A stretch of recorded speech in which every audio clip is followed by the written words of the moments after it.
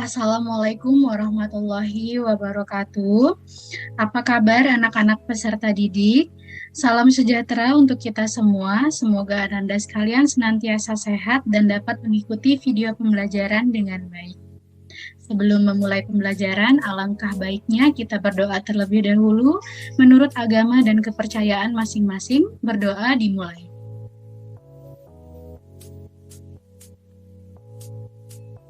Cukup, berdoa selesai. Pada kesempatan kali ini kita akan membahas materi bab 2 semester 2 tentang lembaga jasa keuangan dalam perekonomian Indonesia.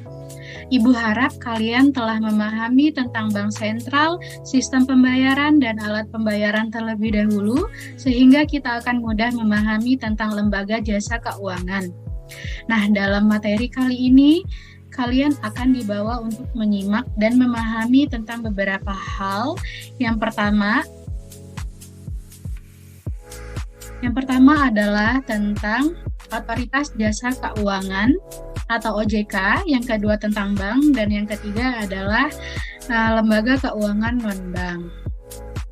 Pada kegiatan pembelajaran ini diharapkan Anda dapat memahami dan menyajikan materi Otoritas Jasa Keuangan atau OJK, bank, dan lembaga keuangan non-bank dengan benar. Diharapkan Anda memiliki rasa ingin tahu tentang peran OJK, bank, dan lembaga keuangan non-bank dalam kehidupan sehari-hari. Yang mana materi-materi tersebut akan kita bahas dalam 3 kegiatan pembelajaran atau 3 kali pertemuan.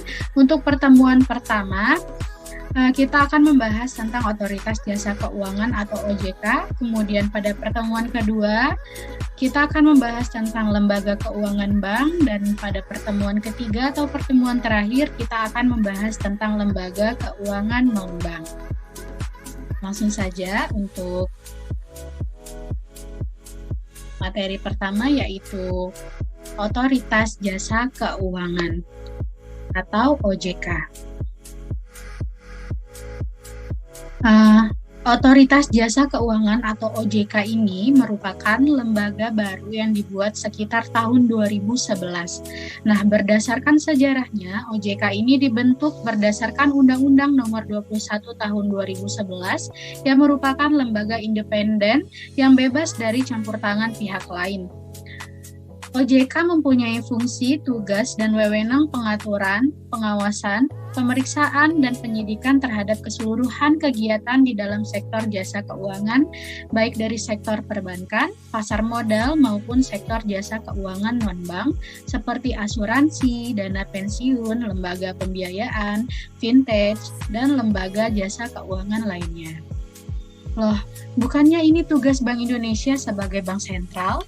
Nah, Ananda sekalian, OJK ini dibuat sebagai lembaga yang membantu Bank Sentral dalam mengawasi lembaga keuangan. Kita tahu bahwa tugas Bank Sentral itu banyak sekali, karena tugasnya banyak, jadi tidak dapat berjalan dengan maksimal. Nah, dengan adanya OJK, bukan berarti tidak ada lagi Bank Sentral atau Bank Indonesia. Namun, ada pembagian tugas di mana tugas Bank Indonesia yang semulanya mengawasi perbankan dilimpahkan kepada OJK dengan harapan OJK dapat menjalankannya dengan lebih baik daripada Bank Sentral. Nah, kemudian siapa saja sih di balik OJK tersebut? Jadi, OJK itu dipimpin oleh Dewan Komisioner yang terdiri dari 9 orang yang ditetapkan dengan keputusan Presiden. Dan pimpinan OJK saat ini adalah Bapak Wimbo Santoso. Nah, 9 orang ini memiliki tugas-tugas tersendiri, yaitu 1 orang sebagai ketua, 1 orang sebagai wakil ketua, atau sebagai ketua komite etik, 1 orang sebagai kepala eksekutif pengawasan perbankan, 1 orang kepala eksekutif pengawas pasar modal, 1 orang sebagai kepala eksekutif pengawas perasuransian, dana pensiun, lembaga pembiayaan, dan lembaga jasa keuangan lainnya, 1 orang sebagai ketua dewan audit, 1 orang sebagai anggota yang membidangi edukasi dan perlindungan konsumen, 1 orang sebagai anggota ex officio dari Bank Indonesia, dan 1 orang sebagai anggota ex officio dari Kementerian Keuangan. Nah, semuanya merangkap sebagai anggota, jadi semuanya ini hanya ada 9 orang saja. Kemudian, apa saja sih fungsi, visi, serta misi dari adanya OJK ini? Untuk yang pertama, kita akan membahas tentang fungsi dari Otoritas Jasa Keuangan atau OJK ini, yaitu memiliki fungsi untuk menyelenggarakan sistem pengaturan dan pengawasan yang terintegrasi terhadap keseluruhan kegiatan di sektor jasa keuangan. Fungsi OJK secara penuh baru dijalankan pada akhir tahun 2013 ketika pengawasan perbankan yang sebelumnya merupakan tugas dari Bank Indonesia beralih menjadi tugas sekaligus fungsi OJK. Sebelumnya, sejak tahun 2012 telah dimulai berjalannya fungsi OJK secara bertahap satu demi satu sampai pada tahun 2013 resmi berjalan sepenuhnya dengan fungsi dan tugas yang penuh pula. Kemudian selanjutnya yaitu visi OJK. Otoritas Jasa Keuangan ini memiliki visi menjadi lembaga pengawas industri jasa keuangan yang terpercaya, melindungi kepentingan konsumen dan masyarakat, dan mampu mewujudkan industri jasa keuangan menjadi pilar perekonomian nasional yang berdaya saing global serta dapat memajukan kesejahteraan umum. Nah, selanjutnya yaitu misi dari OJK.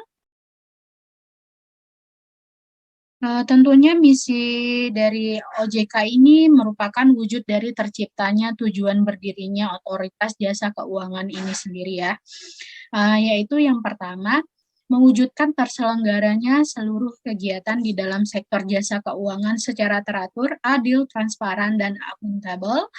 Nah, harapannya di sini adalah terjadinya peningkatan kualitas pada lembaga keuangan menjadi lebih proporsional, ditandai dengan sikap transparan, teratur, adil, dan akuntabel. Kemudian yang kedua itu untuk mewujudkan sistem keuangan yang tumbuh secara berkelanjutan dan stabil. Tanpa adanya keberlangsungan dan kestabilan pada sistem keuangan, maka sistem keuangan akan semakin sulit untuk berkembang. Sehingga untuk meningkatkan perkembangan sistem keuangan diperlukan adanya OJK. Kemudian yang ketiga itu adalah melindungi setiap kepentingan konsumen dan masyarakat. Dengan adanya OJK, diharapkan masyarakat menjadi merasa aman berhubungan dengan lembaga keuangan. Tingkat kepercayaan masyarakat menjadi lebih tinggi yang tentunya dapat memberikan pengaruh yang signifikan terhadap berkembangnya lembaga keuangan. Nah, semoga dengan adanya OJK ini, kegiatan pengawasan perbankan dapat berjalan dengan optimal dan terciptanya profesionalisme di lingkungan pemerintahan. Jadi, sekian materi kita terkait OJK. Pada video pembelajaran berikutnya, kita akan membahas materi mengenai lembaga keuangan bank dan lembaga keuangan non-bank. Jika ada pertanyaan terkait OJK, silahkan tinggalkan di kolom komentar dan akan langsung kita bahas bersama-sama. Kemudian untuk mengukur kemampuan Ananda sekalian dalam materi ini, Ibu sudah menyiapkan latihan soal berikut tugas mandiri yang akan dipresentasikan. Ibu harap Ananda sekalian tetap semangat dan tekun. Sampai jumpa di pertemuan selanjutnya. Terima kasih. Wassalamualaikum warahmatullahi wabarakatuh.